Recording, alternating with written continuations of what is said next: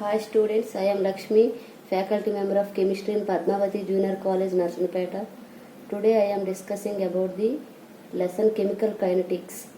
అంటే ఇక్కడ మనకి కెమికల్ కైనెటిక్స్ ఆల్రెడీ మనం ప్రీవియస్ క్లాస్లో ఇంటర్మీడియట్ సెకండ్ ఇయర్కి వచ్చేసరికి ప్రీవియస్ క్లాస్లో మనం అంటే ఎలక్ట్రోకెమిస్ట్రీలో కొన్ని టాపిక్స్ అనేది చెప్పడం జరిగింది. దాని కంటిన్యూస్గా మనకి థర్డ్ లెసన్ అనమాట కెమికల్ కైనెటిక్స్. మరి కెమికల్ కైనెటిక్స్లో మనకి what is the meaning of chemical kinetics అంటే ఇక్కడ కెమికల్ కైనెటిక్స్ అంటే రసాయనిక గతిక శాస్త్రం అంటాం తెలుగులో దీన్ని. కెమికల్ కైనెటిక్స్ అంటే ఇక్కడ ఏంటంటామంటే రసాయనిక గతిక శాస్త్రం. ఆ రసాయనిక గతిక శాస్త్రము విద్యుత్ రసాయన శాస్త్రం అనేవి మనకి ఇంటర్మీడియట్ వచ్చేసరికి ఇంటర్మీడియట్ సెకండ్ ఇయర్లో థర్డ్ లెసన్ అనమాట. థర్డ్ లెసన్లో ఒక టాపిక్ ఆల్రెడీ మనం విద్యుత్ రసాయన శాస్త్రం లేదా ఎలక్ట్రోకెమిస్ట్రీ కోసం ప్రీవియస్ క్లాస్లో కొన్ని టాపిక్స్ అనేవి దానిలో ఇంపార్టెంట్ టాపిక్స్ అనేవి చెప్పడం జరిగింది. దానికి కంటిన్యూస్గా మనకి కెమికల్ కైనెటిక్స్లో ఒక టాపిక్ ఈరోజు చూద్దాం. అయితే కెమికల్ కైనెటిక్స్ వచ్చేసరికి రసాయనిక గతిక శాస్త్రం అంటే ఇక్కడ ఏదైనా ఒక కెమికల్ రియాక్షన్ తీసుకునేటప్పుడు ఆ కెమికల్ రియాక్షన్లో జనరల్గా ఏదైనా ఒక కెమికల్ రియాక్షన్లు ఏముంటాయి, రియాక్టెంట్స్ ప్రొడక్ట్స్. ఆ రియాక్టెంట్స్ ప్రొడక్ట్స్ అంటే ఏంటి, క్రియాజనకాలు క్రియాజన్యాలు. ఫర్ ఎగ్జాంపుల్ ఏదో ఒక రియాక్షన్ అబ్జర్వ్ చేసాము, మనం నెంబర్ ఆఫ్ రియాక్షన్స్ అనేవి చూస్తుంటాం. అంటే ఇక్కడ R gives rise to P అని కానీ ఏదైనా ఒక ఎగ్జాంపుల్ ఒక నెంబర్ ఆఫ్ రియాక్షన్స్ అబ్జర్వ్ చేసేటప్పుడు రియాక్టెంట్స్ ప్రొడక్ట్స్ అనేవి ఉంటాయి. అంటే క్రియాజనకాలు క్రియాజన్యాలు. ఆ క్రియాజనకాలు క్రియాజన్యాలు అనేవి ఎలాగా క్రియాజనకాల నుండి క్రియాజన్యాలు అనేవి మారుతున్నాయి అంటే వాటి యొక్క మోడిఫికేషన్స్ అనేవి ఎలా జరుగుతున్నాయి, రియాక్షన్ అనేది ఎలా కంప్లీట్ అవుతుంది, వాటిలో క్రియాజనకాల యొక్క తగ్గుదల ఎలా జరుగుతుంది, క్రియాజన్యాల యొక్క పెరుగుదల ఎలా జరుగుతుంది, వాటి యొక్క కాన్సన్ట్రేషన్స్ పైన డిపెండ్ అవుతూ కెమికల్ కైనెటిక్స్ అనేది ఎక్స్ప్లెయిన్ చేయడం జరుగుతుంది అనమాట రసాయనిక గతిక శాస్త్రం. మరి ఈ రసాయనిక గతిక శాస్త్రం ఈ కెమికల్ కైనెటిక్స్లోకి వచ్చేసరికి మనకి ఫస్ట్ టాపిక్లోకి వచ్చేసరికి రేట్ ఆఫ్ కెమికల్ రియాక్షన్. ఇందులో ఫస్ట్ టాపిక్ ఏంటంటే రేట్ ఆఫ్ కెమికల్ రియాక్షన్. అంటే దీన్ని రేట్ ఆఫ్ రియాక్షన్ అని కూడా అనొచ్చు అనమాట. అంటే చర్య రేటు అంటాం. నెక్స్ట్ వచ్చేసరికి రేట్ల లేదా రేట్ ఎక్స్ప్రెషన్ అంటాం. అంటే ఇక్కడ మనకు వచ్చేసరికి రేటు నియమం అంటాం, రేట్ ఈక్వేషన్ అని కూడా చెప్పొచ్చు అనమాట. అయితే మనకి దీనిలోకి వచ్చేసరికి ఈ రేట్ ఆఫ్ రియాక్షన్లోకి వచ్చేసరికి అంటే ఇక్కడ రేట్ ఆఫ్ రియాక్షన్ అని ఎలా చెప్తాము అంటే ఇక్కడ దీనిలో మనకి దేన్ని మనం జనరల్గా రేట్ ఆఫ్ రియాక్షన్ ఎలా మనం చెప్పొచ్చు అనేసి అంటే ఫర్ ఎగ్జాంపుల్ మనం ఏదైనా ఒక రియాక్షన్ తీసుకున్నాము, ఆ రియాక్షన్లు ఏముంటాయని చెప్పాము, రియాక్టెంట్స్ ప్రొడక్ట్స్. మరి ఆ రియాక్టెంట్ నుండి ప్రొడక్ట్స్ అనేది ఫార్మేషన్ జరిగేటప్పుడు ఆ రియాక్షన్లో రియాక్టెంట్స్ యొక్క కాన్సన్ట్రేషన్, నెక్స్ట్ ప్రొడక్ట్స్ యొక్క అంటే క్రియాజనకాల యొక్క గాఢత, కాన్సన్ట్రేషన్ అంటే ఏంటి గాఢత, అలాగే ప్రొడక్ట్స్ యొక్క కాన్సన్ట్రేషన్ అనమాట. అంటే ప్రొడక్ట్స్ యొక్క గాఢత అనేది ఏ విధంగా మారుతుంది అనేది మనకి ఈ రేట్ ఆఫ్ రియాక్షన్లో కూడా మనం చూడొచ్చు అనమాట. అయితే ఇక్కడ మనం తీసుకున్నట్లయితే రేట్ ఆఫ్ కెమికల్ రియాక్షన్ ఇచ్చారు చూడండి. The rate of reaction can be defined as the change in concentration of a reactant or product in unit time. అంటే ఇక్కడ ఏంటన్నాడు, అంటే యూనిట్ అంటే ఒక ప్రమాణ కాలంలో రియాక్టెంట్ ఆర్ ప్రొడక్ట్ అంటే క్రియాజనకాలు లేదా క్రియాజన్యాలు. రియాక్టెంట్ అంటే ఏంటి, క్రియాజనకము. ప్రొడక్ట్ అంటే ఏంటి, క్రియాజన్యము. ఏదైనా ఒక ప్రమాణ కాలంలో క్రియాజనకాలు లేదా క్రియాజన్యాల కాన్సన్ట్రేషన్ అంటే ఏంటి, గాఢత అంటాం. ఆ క్రియాజనకాలు లేదా క్రియాజన్యాల యొక్క గాఢతలో వచ్చినటువంటి మార్పునే చేంజ్ అంటే క్రియేటివ్ మార్పు. ఆ మార్పునే ఇక్కడ ఏంటంటే రేట్ ఆఫ్ కెమికల్ రియాక్షన్.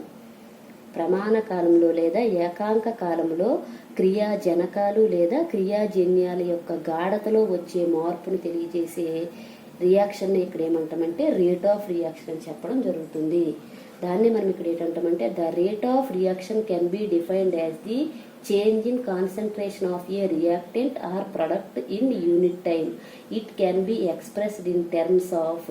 అంటే దీన్ని ఇంకొక మనం ఎలాగా ఎక్స్ప్లెయిన్ చేయొచ్చు అంటే ద రేట్ ఆఫ్ అంటే ఇక్కడ మనకి జనరల్గా ఈక్వేషన్లు ఏమంటాయి, ఇక్కడ ఫర్ ఎగ్జాంపుల్ ఇక్కడ ఒక రియాక్షన్లో చూపించాడు, R gives rise to P అన్నాడు.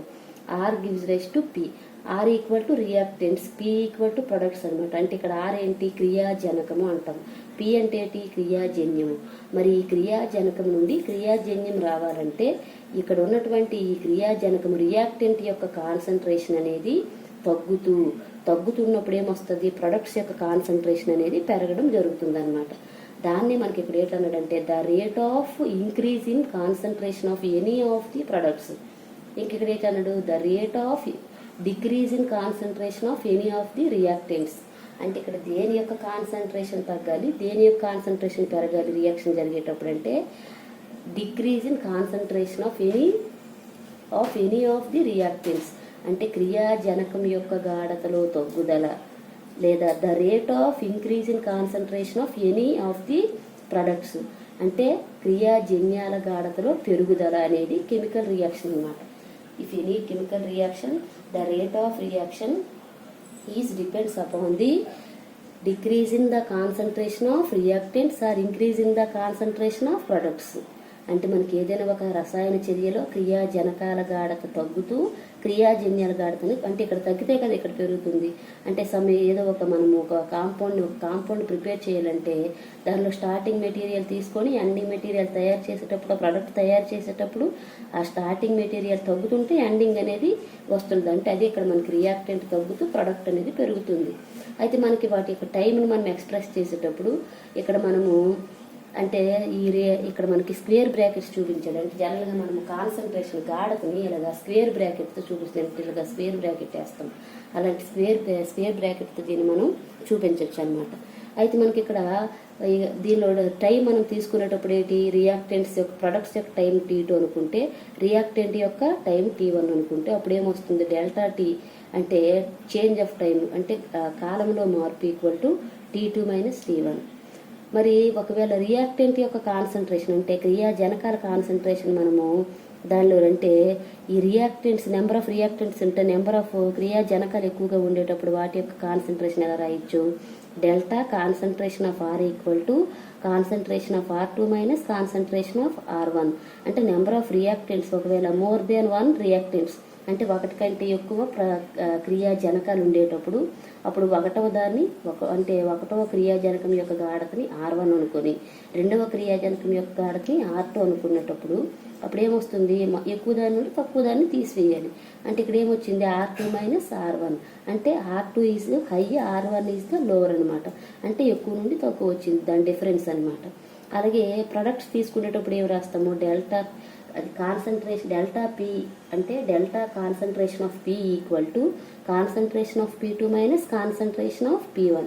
అంటే ప్రొడక్ట్స్ యొక్క కాన్సన్ట్రేషన్ ఈ విధంగా మనం చూపించవచ్చు అనమాట. అయితే మనం ఈ reaction R gives rise to P అనే ఈ కెమికల్ రియాక్షన్కి rate of reaction R equal to ఇక్కడ R ఈక్వల్ టు రేట్ అంటాం. ఆ రేట్ ఆఫ్ రియాక్షన్ అనేది మనకి ఎలా రాయొచ్చు అంటే rate equal to delta minus ఇక్కడ మైనస్ ఏటన్నాడు రియాక్టెంట్ యొక్క కాన్సన్ట్రేషన్ తగ్గుదలకి అంటే డిక్రీజ్కి సింబల్ మైనస్ ఇంక్రీజ్కి సింబల్ ప్లస్ అనమాట. తగ్గుదల గుర్తుది ఇది ప్లస్ అనేది ఇక్కడ పెరుగుదల గుర్తు.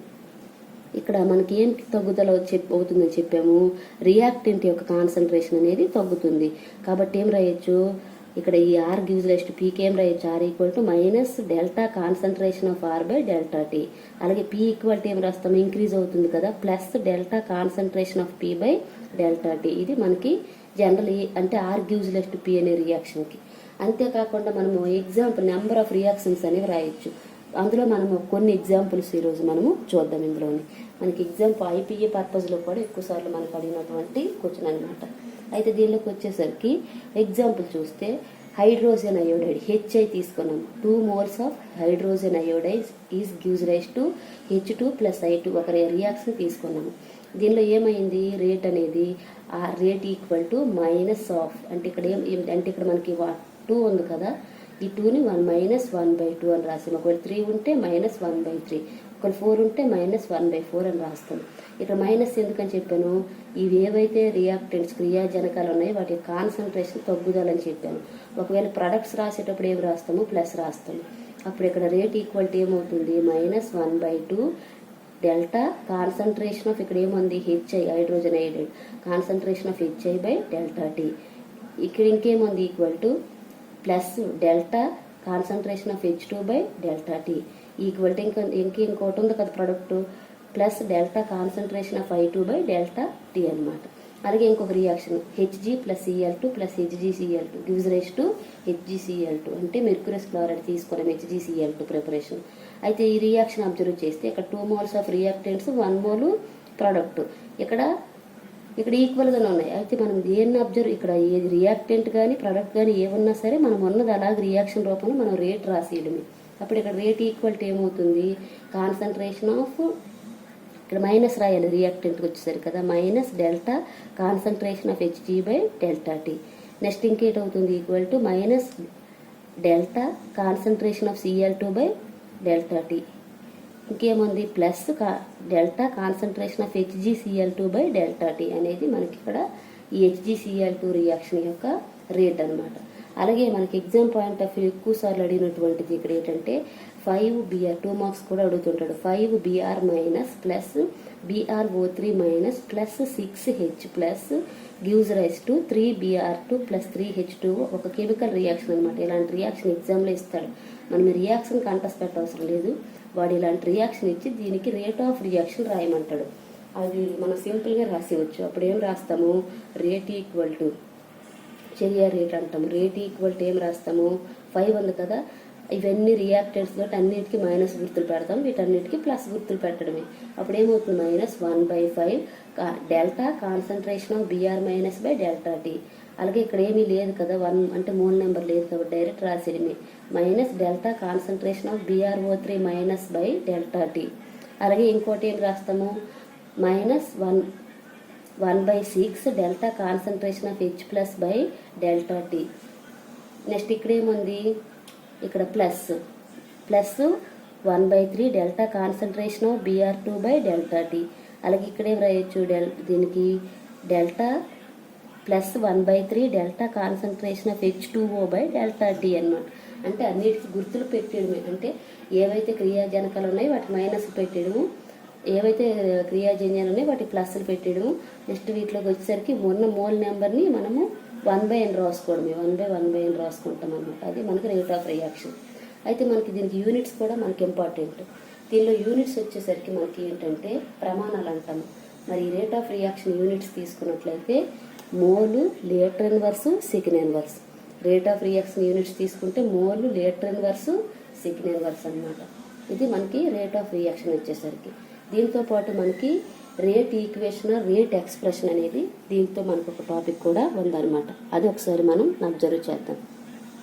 ఈ రేట్ ఈక్వేషన్ ఏంటి, రేట్ ఎక్స్ప్రెషన్ ఏంటనేది ఒకసారి చూద్దాం. రేట్ ఈక్వేషన్ ఒకసారి అబ్జర్వ్ చేద్దాం. రేట్ ఈక్వేషన్ తీసుకున్నట్లయితే దీన్ని మనము రేటు సమీకరణము లేదా రేటు నియమము అంటాం అన్నమాట. అంటే రేటు సమాసం అని కూడా దీన్ని తెలుగులో చెప్పొచ్చు, రేటు సమీకరణం అంటాం. ఇది కూడా మనకి one of the important question in IPA purpose. IPA పర్పస్లో మనకి one of the important question అనమాట.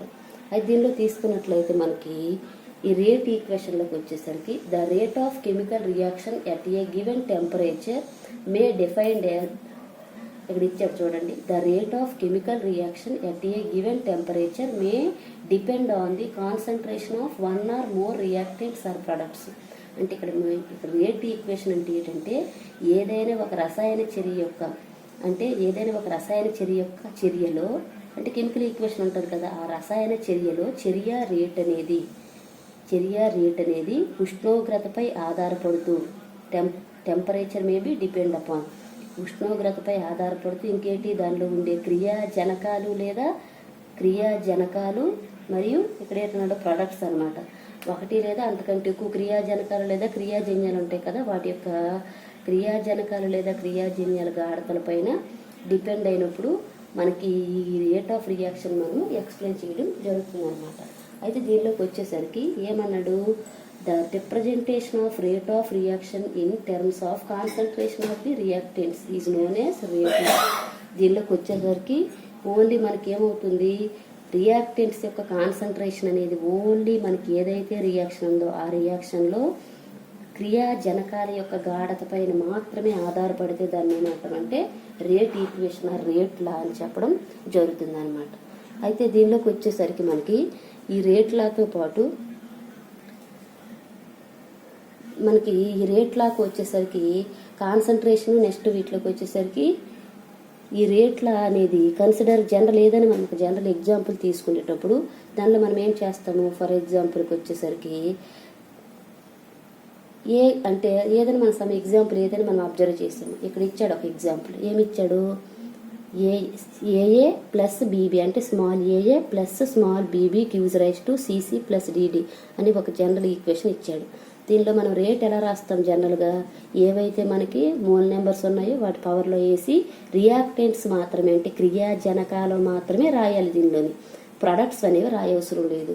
అంటే ఈ రియాక్షన్లో అప్పుడు రేట్ ఈక్వల్ ఏమవుతుంది, A power of capital A power of small A capital B power of small B అంటే rate equal to. అయితే rate proportional to, rate is directly proportional to concentration of the reactants.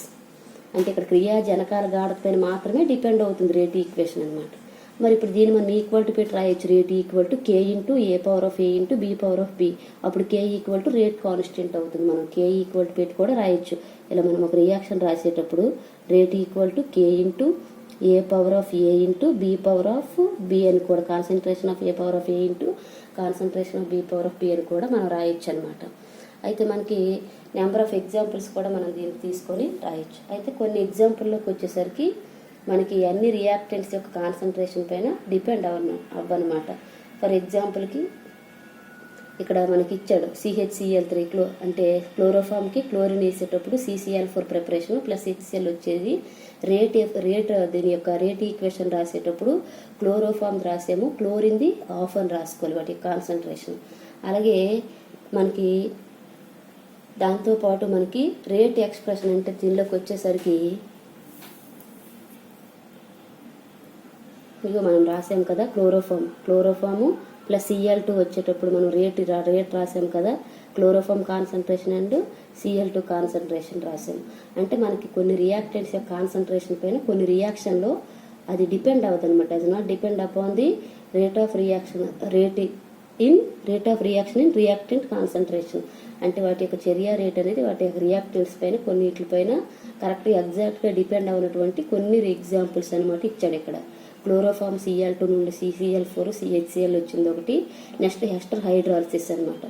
ఇది ester hydrolysis reaction అనమాట. CH3COO C2H5 plus H2O gives rise to CH3COOH plus C2H5OH రియాక్షన్కి మనం rate అనమాట same. ఇక్కడ water molecule పైన depend అవుతుంది అనమాట. అందుకే దీని పవర్ పైన 0 వేసాము. నెక్స్ట్ దీని యొక్క కాన్సన్ట్రేషన్ అనేది ఈ విధంగా రాయడం జరిగింది. మనకి ఇక్కడ రేట్ ఆఫ్ రియాక్షన్లో మెయిన్ రేట్ ఈక్వేషన్లో మెయిన్ ఏంటంటే ద రేట్, మెయిన్ పాయింట్ ఇది, the representation of the rate of reaction in terms of concentration of the reactants. అంటే ఇక్కడ ఏంటంటే ఏదైనా ఒక రసాయన చర్యలో చర్య రేట్ అనేది క్రియాజనకాల యొక్క గాఢతే. అంటే ఇక్కడ ప్రోడక్ట్తో మనకు పని లేదు, ఓన్లీ రియాక్టెంట్స్ అంటాం. క్రియాజనకాల యొక్క గాఢత పైన మాత్రమే ఆధారపడితే దానినే రేటు సూత్రం అంటాం. దాన్ని రేటు నియము లేదా రేట్ ఈక్వేషన్ లేదా రేట్ ఎక్స్ప్రెషన్ అంటాం. అంటే దీన్ని చర్య రేటు సమీకరణము లేదా చర్య రేటు నియము అంటాము. మనం ఎగ్జాంపుల్స్ నెంబర్ ఆఫ్ ఎన్నైనా మనం రాయొచ్చు అనమాట. అందులో ఒక ఎగ్జాంపుల్ మనకి 2A + 3B అని కూడా ఇచ్చాడు, లేదా NO2 ప్రిపరేషన్ ఇచ్చాడు. ఏదైనా మనం ఎగ్జాంపుల్ కింద రాయొచ్చు అనమాట. అయితే ఇక్కడ మనం రేట్ ఈక్వల్ టు పెట్టి ప్రపోర్షనల్ పెట్టి రాసాము. ఈక్వల్ టు పెడితే ఇక్కడ K అని కాన్స్టెంట్ యాడ్ చేస్తాము. K equal to rate constant అని రాసాము. ఇది మనకి ఈరోజు క్లాసు. రేపు ఇంకొక కొత్త టాపిక్ అనేది చెప్పడం జరుగుతుంది. నమస్తే.